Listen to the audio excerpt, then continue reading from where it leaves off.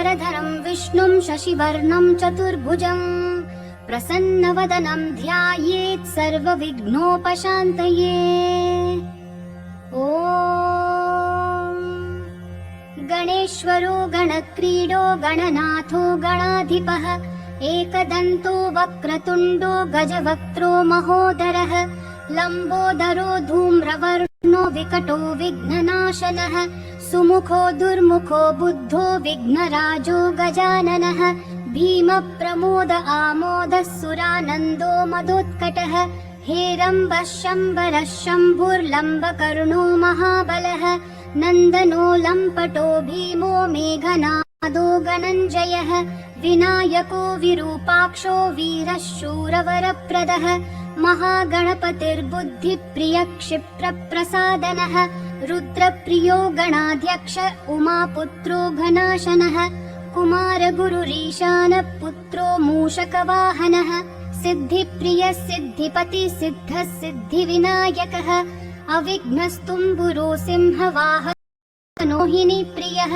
कटकण्ठो राजपुत्रः शाकलः संवितोमितः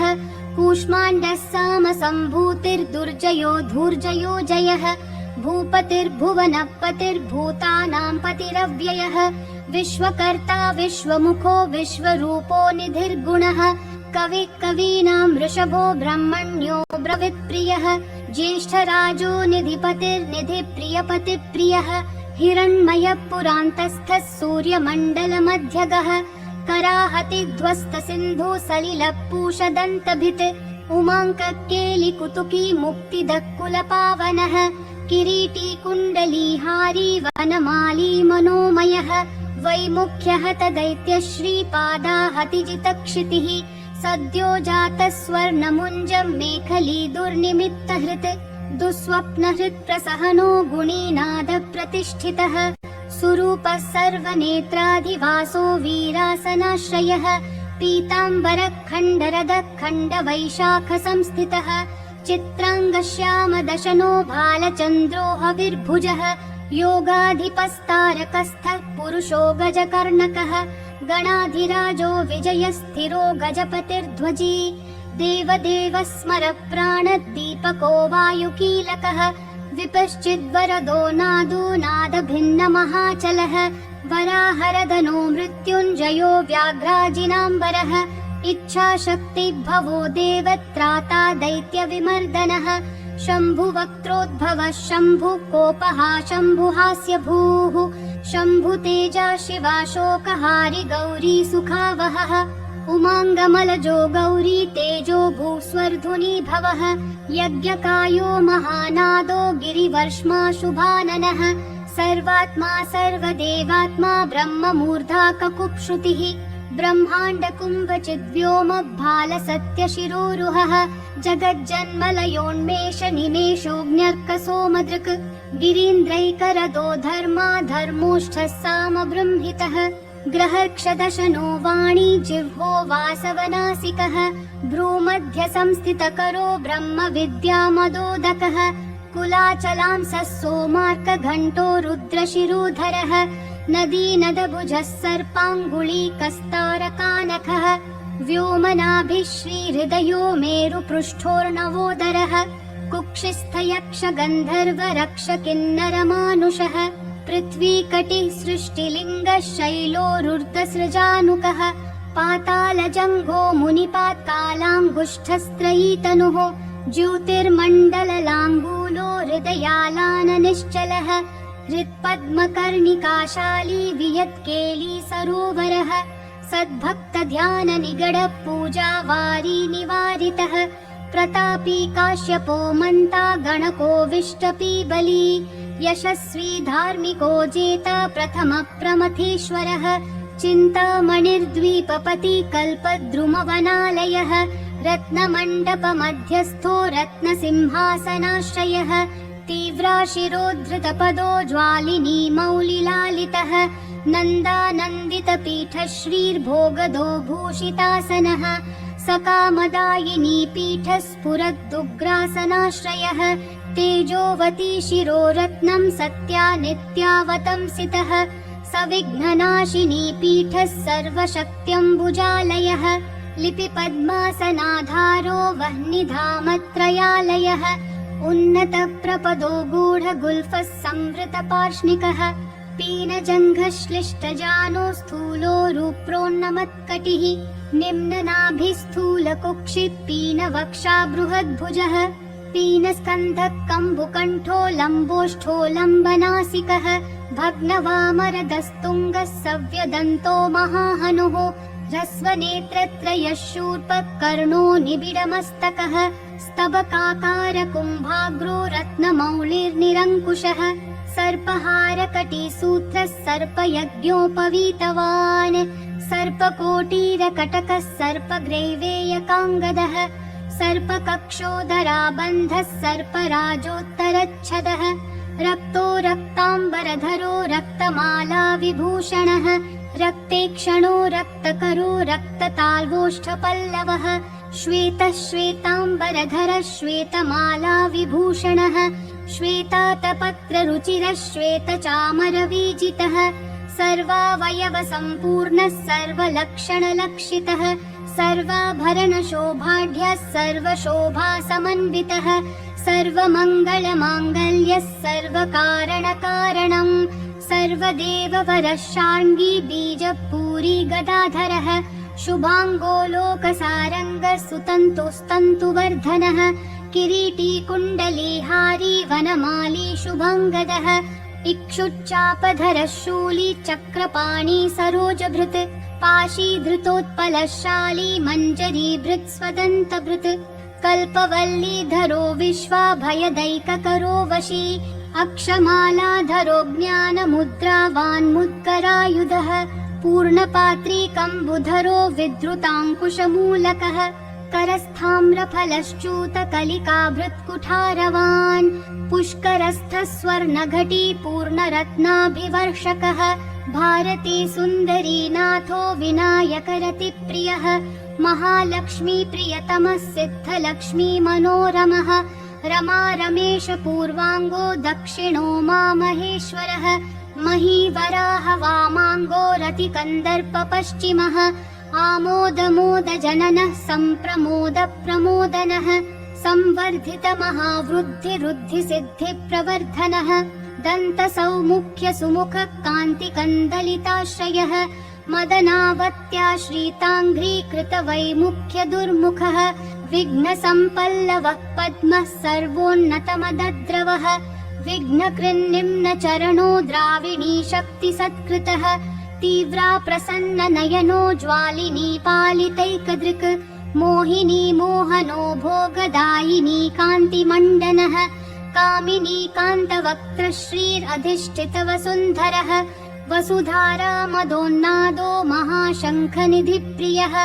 नमद्वसुमतीमाली महापद्मनिधिप्रभुः सर्वसद्गुरुसंसेव्य शोचिष्केशहृदाश्रयः ईशानमूर्धा देवेन्द्रशिखः पवननन्दनः प्रत्युग्रनयनो दिव्यो दिव्यास्त्रशतपर्वधृक् ऐरावतादि सर्वाशा वारणो वारणप्रियः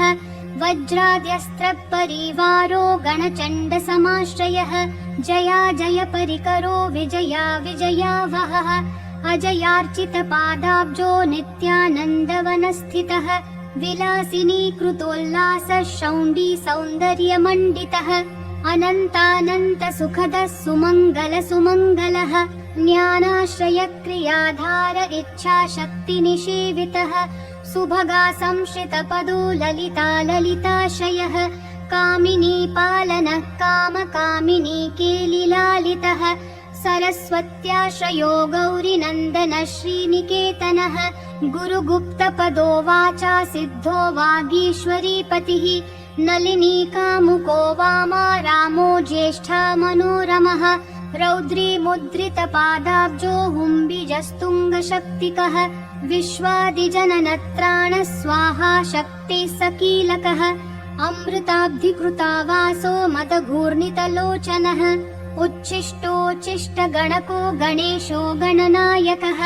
सार्वकालिकसंसिद्धिर्नित्यसेव्यो दिगम्बरः अनपायोऽनन्तदृष्टिरप्रमेयो जरामरः अनाविलो प्रतिहतिरच्युतोऽमृतमक्षरः अप्रतर्क्योऽक्षयो जय्यो नाधारो नामयो मलः अमेयसिद्धिरद्वैतमघोरो अग्निसमाननः अनाकारोऽब्धिभूम्यग्निबलघ्नो व्यक्तलक्षणः आधारपीठमाधार आधाराधेयवर्जितः आखुकेतन आशापूरक आखुमहारथः इक्षुसागरमध्यस्थ इक्षुभक्षणलालसः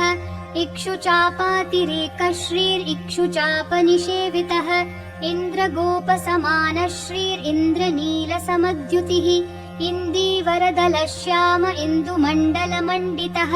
इद्मप्रिय इडाभाग इडावानिन्दिराप्रियः इक्ष्वाकुविघ्नविध्वंसी इति कर्तव्यतीप्सितः ईशानमौलिरीशान ईशानप्रिय इतिहा ईशणात्रयकल्पान्त ईहा मात्रविवर्जितः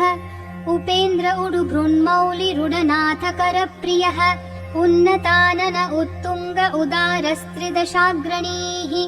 ऊर्जस्वानूष्मलमद ऊहापोहदुरासदः ऋग्यजुस्सामनयन रुद्धिसिद्धिः समर्पकः ऋजुचित्तैकसुलभो ऋणत्रयविमोचनः लुप्तविघ्नस्वभक्तानां लुप्तशक्तिः सुरद्विषां लुप्तश्रीर्विमुखार्चानां लूताविस्फोटनाशनः एकारपीठमध्यस्थ एकपादकृतासनः एजिताखिलदैत्यश्रीरेधिताखिलसंश्रयः ऐश्वर्यनिधि ऐश्वर्यमैहिकामुष्मिकप्रदः ऐरं मदसमोन्मेष ऐरावतसमाननः ओङ्कारवाच्य ओङ्कार ओजस्वानोषधीपतिः औदार्यनिधिरौधत्य धैर्य औनन्त्यनः समः अंकुशः सुरनागानाम् अंकुशाकार संस्थितः अह समस्त विसर्गान्त पदेषु परिकीर्तितः कमण्डलुधर कल्प कपर्दी कलभाननः कर्म साक्षी कर्मकर्ता कर्मा कर्मफलप्रदः कदम्बगोलकाकार कूष्माण्डगणनायकः कारुण्यदेह कपिलः कथकः कटिसूत्रभृत् खर्वः खड्गप्रियः खड्गः खान्तान्तस्थखनिर्मलः खल्वाटशृङ्गनिलय खट्वाङ्गी खदुरासदः गुणाढ्यो गहनो गद्यो गद्यपद्यसुधार्णवः गद्यगानप्रियो गर्जो गीतगीर्वाणपूर्वजः गुह्याचाररतो गुह्यो गुह्यागमनिरूपितः गुहाशयो गुडाब्धिस्थो गुरुगम्यो गुरुर्गुरुः घण्टाघर्घरिकामाली घटकुम्भो घटोदरः अङ्कारवाच्योऽङ्कारो अङ्काराकारशुण्डभृत् चण्डश्चण्डेश्वरश्चण्डी चण्डेशश्चण्डविक्रमः चराचरपिता चिन्तामणिश्चर्वणलालसः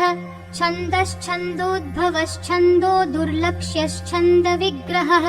जगद्यो निर्जगत्साक्षी जगदीशो जगन्मयः जप्यो जपपरो जाप्यो जिह्वा सिंहासनप्रभुः झलज्झलोल्लसद्दान झङ्कारी भ्रमराकुलः टङ्कारस्फारसम्भ्रावष्टङ्कारमणिनूपुरः ठद्वयी पल्लवान्तस्थः सर्वमन्त्रेषु सिद्धिदः डिण्डिमुण्डो डाकिनीशो डामरो डिण्डिमप्रियः ढक्कानिनादमुदितो ढोङ्को ढुण्ढिविनायकः तत्त्वानां प्रकृतिस्तत्त्वं तत्त्वं पदनिरूपितः तारकान्तरसंस्थानस्तारकस्तारकान्तकः स्थाणुस्थाणुप्रियस्थाता स्थावरं जङ्गमं जगत् दक्षयज्ञप्रमथनो दाता दानं दमोदया दयावान् दिव्यविभवो दण्डभृद्दण्डनायकः दन्तप्रभिन्ना भ्रमालो दैत्यवारणदारणः दंश्रालग्नद्वीपघटो देवार्थनृगजाकृतिः धनं धनपतेर्बन्धुर्धनदो धरणीधरः ध्यानैकप्रकटो ध्येयो ध्यानं ध्यानपरायणः ध्वनिप्रकृतिचीत्कारो ब्रह्माण्डावलिमेखलः नन्द्यो नन्दिप्रियो नादो नादमध्यप्रतिष्ठितः निष्कलो निर्मलो नित्यो नित्यानित्यो निरामयः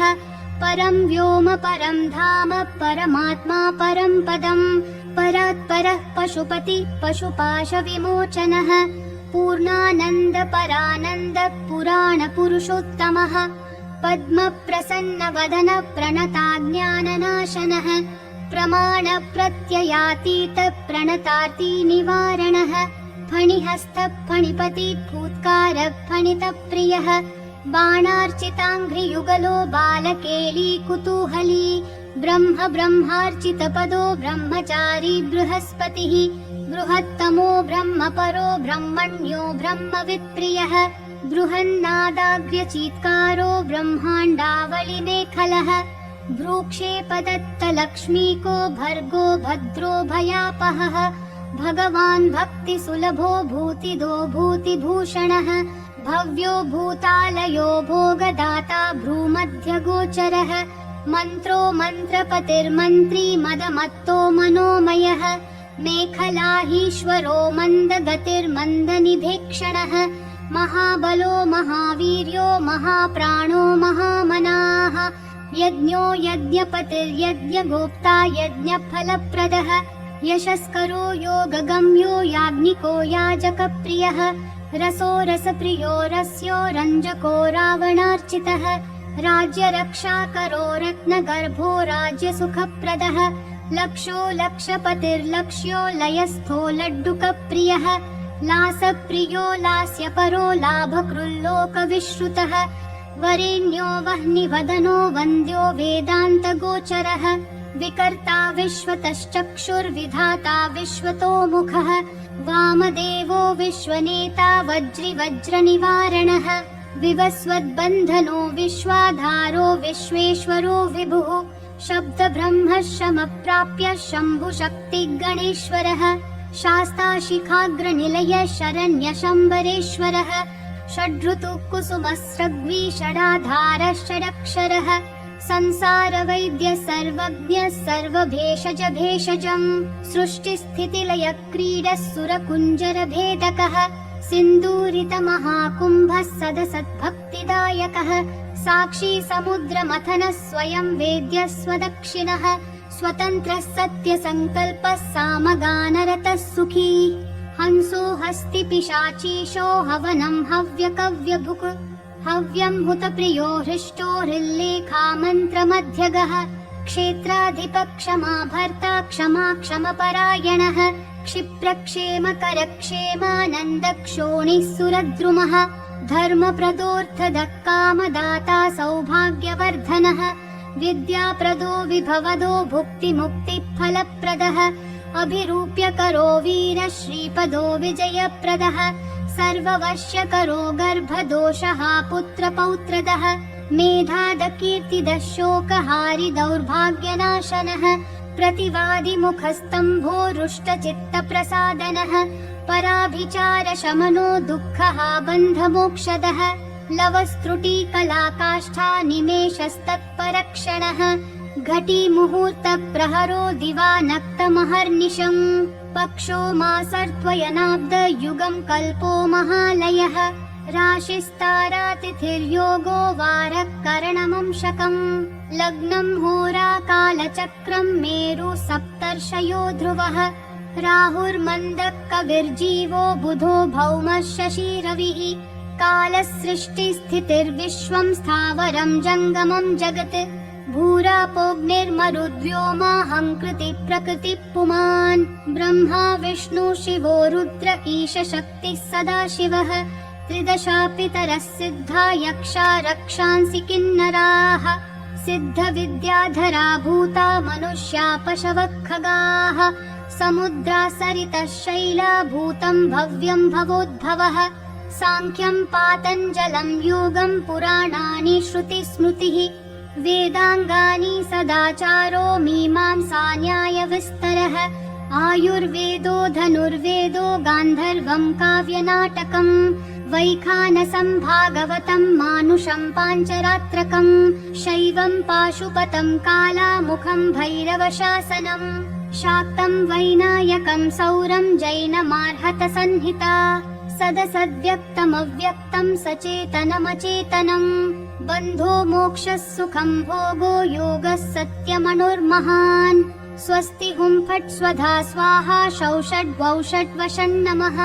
ज्ञानं विज्ञानमानन्दो बोध संवित् समो समः एकाक्षराधार एकाक्षरपरायणः एकाग्रधीरेकवीर एकोनेकस्वरूपधृक् द्विरूपो द्विभुजो द्व्यक्षो द्विरदो द्विपरक्षकः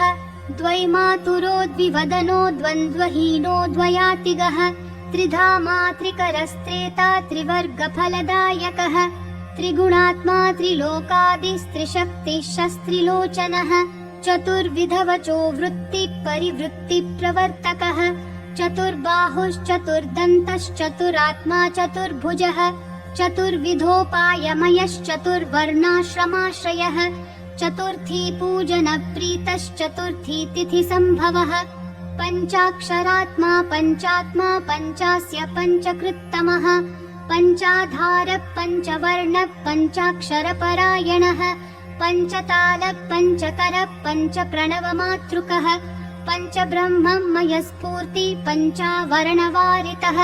पञ्चभक्षप्रियः पञ्चबाण पञ्चशिखात्मकः षट्कोणपीठ षट्चक्रधामा षट्ग्रन्थिभेदकः षडङ्गध्वान्तविध्वंसी षडङ्गुलमहाहृदः षण्मुखः षण्मुखभ्राता षट्शक्तिपरिवारितः षड्वैरीवर्गविध्वंसी षडूर्मी भयभञ्जनः षट्तर्कदूर षट्कर्मा षड्गुणः षड्रसाश्रयः सप्तपातालचरणः सप्तद्वीपोरुमण्डलः सप्तस्वर्लोकमुकुटः सप्तसप्तिवरप्रदः सप्ताङ्गराज्यसुखदः सप्तर्षिगणवन्दितः सप्तछन्दोनिधिः सप्तहोत्र सप्तस्वराश्रयः सप्ताधिकेलिकासारः सप्तमातृनिषेवितः सप्तछन्दो मोदमदः सप्तछन्दोमखप्रभुः अष्टमूर्तिर्ध्येयमूर्तिरष्टप्रकृतिकारणम् अष्टाङ्गयोगफलभ्रूदष्टपत्राम्बुजासनः अष्टशक्तिसमानः श्रीरष्टैश्वर्यप्रवर्धनः अष्टपीठोपपीठः श्रीरष्टमातृसमावृतः अष्टभैरवसेव्योष्टवसुवन्द्योष्टमूर्तिभृत् अष्टचक्रस्फुरन्मूर्तिरष्टद्रव्यहविप्रियः अष्टश्रीरष्टसामः श्रीरष्टैश्वर्यप्रदायकः नवनागासनाध्यासी नवनिध्यनुशासितः नवद्वारपुरावृत्तो नवद्वारनिकेतनः नवनाथमहानाथो नवनागविभूषितः नवनारायणस्तुल्यो नवदुर्गानिषेवितः नवरत्नविचित्राङ्गो नवशक्तिशिरोद्धृतः दशात्मको दशभुजो दशदिक्पतिवन्दितः दशाध्यायो दशप्राणो दशेन्द्रियनियामकः दशाक्षरमहामन्त्रो दशाशाव्यापि विग्रहः एकादशमहारुद्रैस्तुतश्चैकादशाक्षरः द्वादश द्विदशाष्टादि दोर्दण्डास्त्रनिकेतनः